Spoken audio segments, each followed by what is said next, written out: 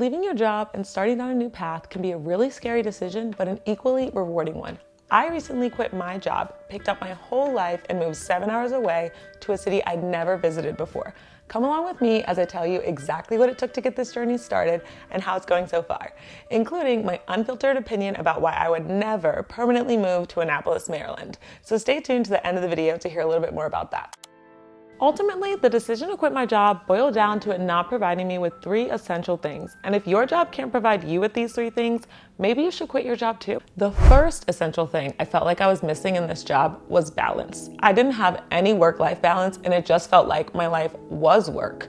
A typical day looks something like waking up around 6 a.m. so I can make it into work by 7:30, then working an 8 or 10-hour shift, and then after that 10-hour shift, staying back something like an hour each day just to finish documenting notes on what I did with my patients that day. So after I stayed late and now I'm leaving work around something like 7 o'clock, I've got to drive home, cook the dinner, eat the dinner, take a shower, get my lunch ready for the next day.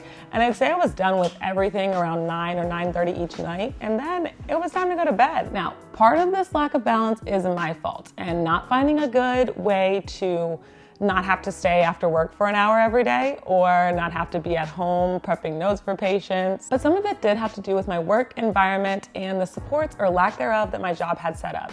Some things that I felt like weren't beneficial to me from that position is we had 0 to 1 tech every day. A physical therapy tech is someone who helps with exercises, provides you with a second set of hands. They may help clean up your space after you're done with a patient. And if you don't have that, then you're the one doing all those things. All of that to say, to fault of my own and a little bit of the position that I was in, I didn't have that work-life balance. Another huge reason I left that permanent job is the pay.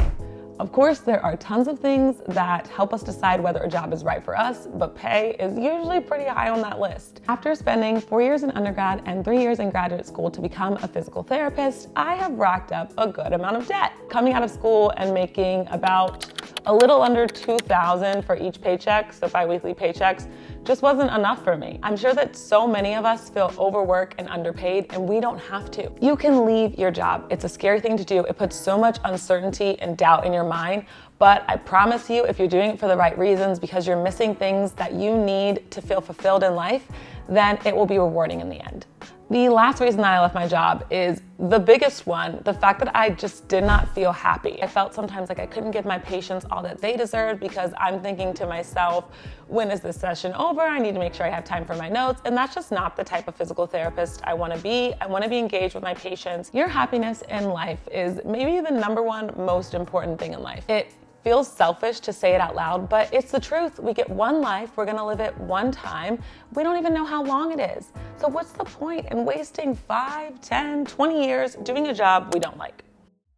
By January, I figured, okay, new year, it's time to get serious about contacting some recruiters and getting started with travel therapy. So I opened up my computer, typed in travel physical therapy, and was overwhelmed with the results that came up. There are just so many companies out there dedicated to helping travel medical professionals find a job. There was a friend of mine from physical therapy school that went straight into travel therapy. And so I was like, I need to text Steph. I think that working within the community that you have is so important.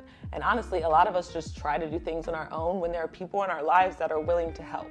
So shout out to people in my life like Steph. The 3 companies with recruiters that I decided to contact were AMN, Aya, and Carriant. And honestly, the next day, they were sending me replies back. So in my initial conversations with these recruiters, one of the biggest things they wanted to know was what was my desired start date. And I told them I was looking for sometime in early, even to mid-March. Even knowing that timeline, by beginning of January, I was having weekly conversations with all 3 of these recruiters, and they were sending me lists like this one, telling me what was open in areas I told them I was interested in. And I even had one recruiter kind of bring up to me that he was a little bit frustrated that I hadn't taken a contract yet. There's so many different pressures that we feel to go get a job, whether it's because family is like, oh, weren't you looking for a job? And you keep telling them you haven't found anything, or maybe you're a new grad and you want to validate yourself and say, I actually can get a job. Or maybe you just need the money, which of course, if you have to take a job, you have to take a job. But if you don't, and you're dealing with somebody like a recruiter that's pushing you and telling you why they need you to take a job, it is not a good reason to take it. This is your job for you. Make sure that you love it and don't let anyone pressure you into taking it. So beginning of February, I remember being just so frustrated and sitting on my bed, and I just typed in Google again, okay, travel physical therapy contracts. And that brought me to a huge job board called Vivian. From what I've heard, you have to kind of be careful with job boards. It's just a bunch of recruiters posting to them, and sometimes they can misrepresent themselves, but I wasn't listening to any of that. So I submitted to a random job, and I remember telling Devin, who I recognize that I haven't properly introduced. Devin is my boyfriend. I love him dearly. You'll see him in pictures and videos that I share. We've been living together for something like 4 years now and dating for almost 7 years. But anyways, back to the main story. I remember telling Devin that I sent something off and probably would never hear back about it. Okay, I had to look back at my phone and computer to get these dates right. So I must have sent that message out on a Thursday, because by Friday, February 9th, I got a message from a recruiter that worked with Core Medical Group. February 13th, I got an email from the manager of the clinic that was hiring, which was in Annapolis, Maryland. February 15th, just 2 days later, I had my interview, and then the next day, I got an offer for the position. So I finally found a job that I felt would be a good fit for me. It was in a pediatric setting. It wasn't necessarily somewhere warm, but it was in the pay range I was looking for. And you would think that the dominating emotion would just be relief, because I was really starting to stress out about this thing. But honestly, fear immediately set back in, because I was thinking, I don't have anywhere to live.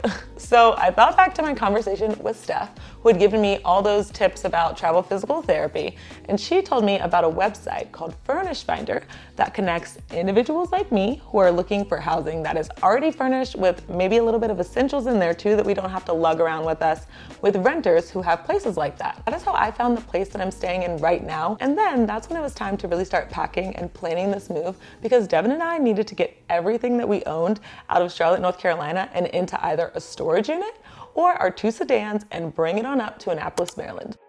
So we actually had to stay in 2 different locations, 2 different houses / apartments while we were here. We had to stay at a different location for the first 2 weeks, and it actually wasn't that close to Annapolis. It's Dundalk, Maryland, which is pretty close to Baltimore. And Dundalk is completely surrounded by water. Our host's name was Megan, and she has this 4-story condo in Dundalk. And I want to show you guys some pictures of what it looked like while we were staying there. So you walk in, and on the first floor is just like an area where you set your shoes down. We've got like a nice lounge area down there with a really big couch. Then you go up the stairs to the second floor. The main living area is where Megan worked from, because she worked from home. We were down there talking to Megan sometimes, and obviously cooking in the kitchen. From the kitchen, there was actually a deck off to the side, and then you'd go up another floor, and that was pretty much just Megan's floor. It had her room, a guest room, her bathroom, and then all the way up on the 4th floor is our room. Really spacious, also a nice desk in our room. And then right beside our bed, we also had a deck of our own. I did not spend very much time on the deck, because there was this one night when I looked out the deck window and there was a huge spider. Huge is probably an overstatement, but it felt huge to me. And I know it's normal for bugs to be outside. It was not bothering me, but like it was bothering me, if you know what I'm saying. So I immediately, I had Devin kill it. And then the next day I went and got the biggest bottle of bug spray that I could find. And then I never went out there ever again, but it was really pretty to look at. So all in all, this place was really nice. I had one complaint, and it did not have to do with the house. It had to do with getting out of the house. So like I said, there's a lot of water around Dundalk, and there's also not much in Dundalk. So if you want to get out of Dundalk, you've got to go over a lot of water in order to see the rest of civilization. And the way you get over the water is this huge bridge. The first time I saw it, I remember I was talking to my dad on the phone on the way up to Maryland, and I was like, oh my gosh, Dad, there's this huge bridge. I wonder who's gonna go up that. The people going up that, that's crazy for them. And then the closer and closer I got, I was like, oh, I'm going up that. Honestly, my complaint isn't just about how high up I was, it was the price. So I had a love-hate relationship with this bridge, because it's how I was able to escape Dundalk if I didn't want to be there on the weekends, and so I could get to work. But it was a $4 toll every single time just to use the bridge. And so it was like, sometimes I felt like I was in a prison. It was like, you can't leave unless you pay us this money, and it's so expensive. So anyways, that's my one complaint about Dundalk. After the 2 weeks, we finally left Dundalk. Then we moved to Severn, Maryland, and this 2-bedroom apartment that is actually a basement. There's a family living upstairs, really nice host up there. Her name's Amanda, and she's the one that gave us a tour of this place like I'm gonna give you right now. Welcome to our 2-bedroom basement apartment. I promise the inside is more impressive than the outside. I'm gonna walk you guys through what goodies we've gotten here. Behind door number 1, storage closet. Nothing wild, but when you travel and know you're picking up and leaving in 3 months, there's just no point in unpacking everything. Hence, storage. Okay, laundry room. Very nice washer and dryer. The laundry detergent came with it, as it should at this price.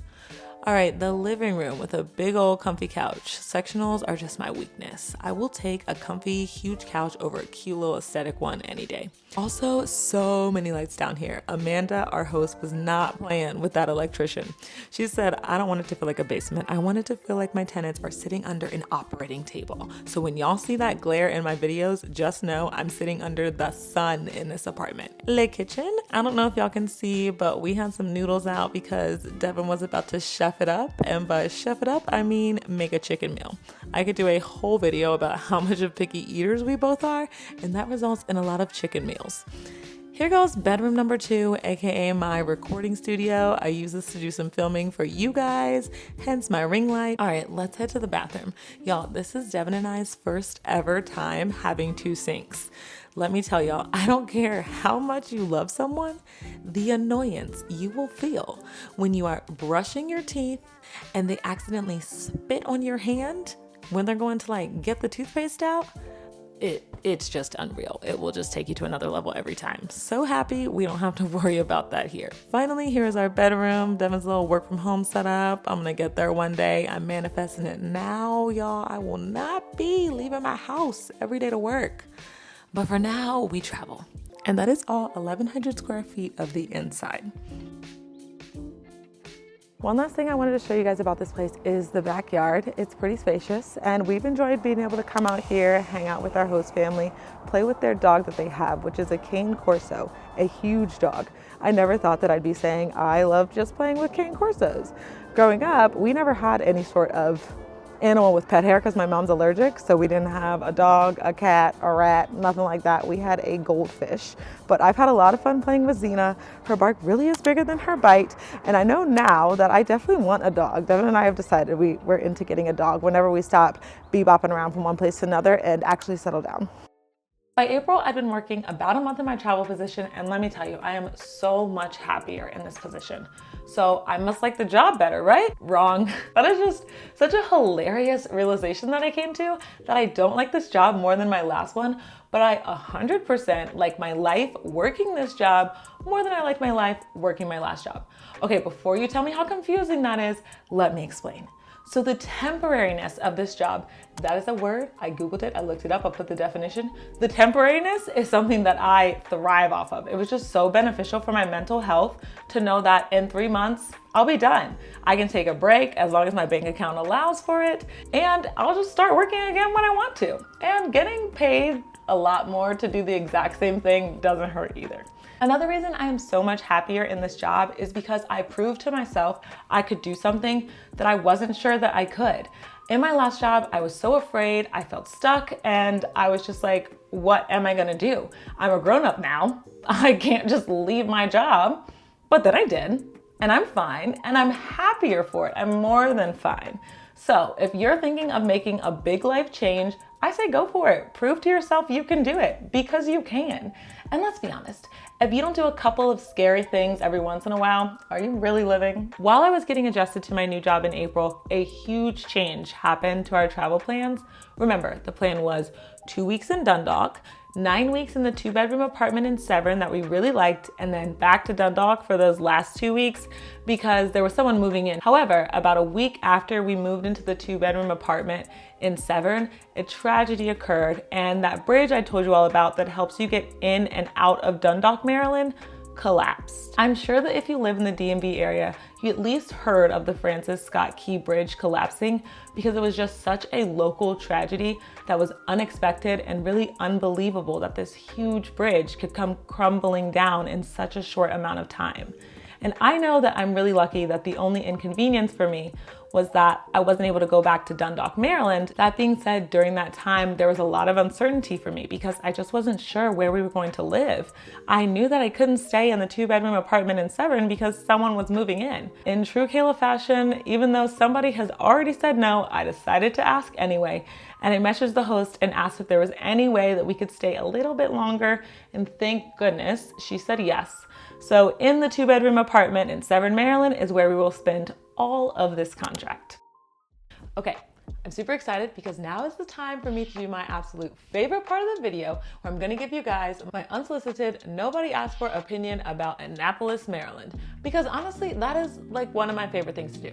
You know, when people ask what are your hobbies at jobs, and I just tell them that I like playing volleyball, but the truth is what I like to do is sit around and give my opinion. So I'm gonna tell you guys what I think about Annapolis, Maryland. And they even wrote like a little list. First off is the salary here. The median salary in Annapolis, Maryland is $98,000. The cities I've lived in before this include Richmond, Virginia, Fredericksburg, Virginia, and Charlotte, North Carolina, where the median salaries do not touch $98,000. That just lets you know that there is money in Annapolis, Maryland. Like, money. And the money, from what I've seen, it's like old money. Everybody here is rich, but you can't really tell when you look at the buildings. I gotta see if I can go out and like find some videos of some buildings out here, and you'll see what I mean. Like, it's just white brick.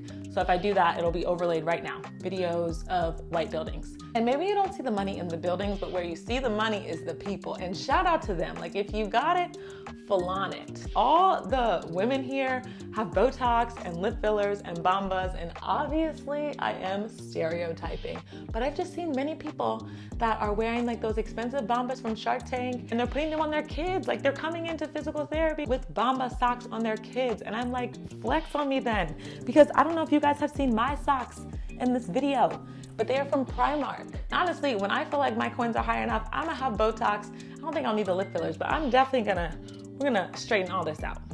It's not gonna move, frozen. So again, shout out to them. When you interact with those kids, like, you can tell that they know they're wearing Bomba socks. It's not about the Bombas, but like, they're just sassy kids, and it's borderline entitlement sometimes. The kids I see at physical therapy, you can just tell that they're used to things going a certain way. And I've never had so many children not understand when I say, okay, you're gonna come in and we're gonna do these exercises. I mean 9, 10, 11-year-old kids.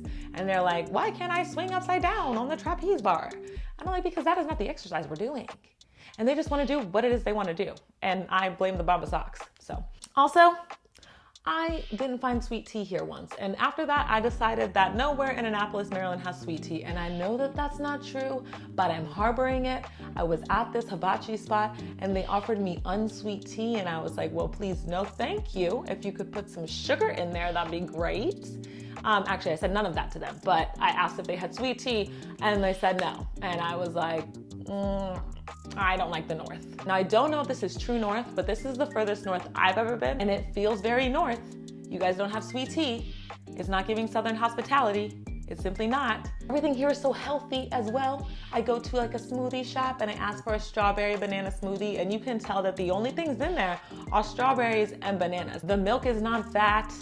Put something sweet in there. I'm not supposed to have sugar in my smoothie, I know that, but like, can the milk be a little bit sweeter than that? Because this is tasting like milky strawberries. The last thing on my list, and the thing that I noticed almost immediately, is that there's no alcohol in the stores here. Like, you have to go to an alcohol store. If you know why there's no alcohol in like the Walmarts or the gas stations, then go ahead and drop a comment down below and you can let me know, because I don't know. And when I went to just go grab like a bottle of wine from Walmart and it wasn't in there, I was quite shocked. But the cool thing about that is that there are so many little like different wine shops you can go to. Like, you can just explore so many different places rather than just going to the ABC store and Walmart. You can really make a whole trip of it, just going around town and finding different spots. And Devin and I went one weekend and we were just kind of perusing. That's another one of my favorite things to do. I just love to peruse. I go to the malls here and I peruse. I go to the wine stores and I peruse. And sometimes I don't even get anything, but I just like to like see what's out there. That is my entire recap of living in Annapolis, Maryland, what I like, what I don't like. I hope all of those of you who stayed to listen to my opinion enjoyed it. So there you have it. That's how I got started as a travel physical therapist and how it's going so far. It was definitely the right decision for me. I love the flexibility of travel physical therapy and knowing that after 3 months of working, I can take a long vacation as long as I've budgeted my money properly. So that's what I want to talk to you guys about in my next video. I'll make sure to share with you all my budgeting template and talk about how I know exactly where my paycheck is going. So if you want to optimize your paycheck, make sure you tune in next week.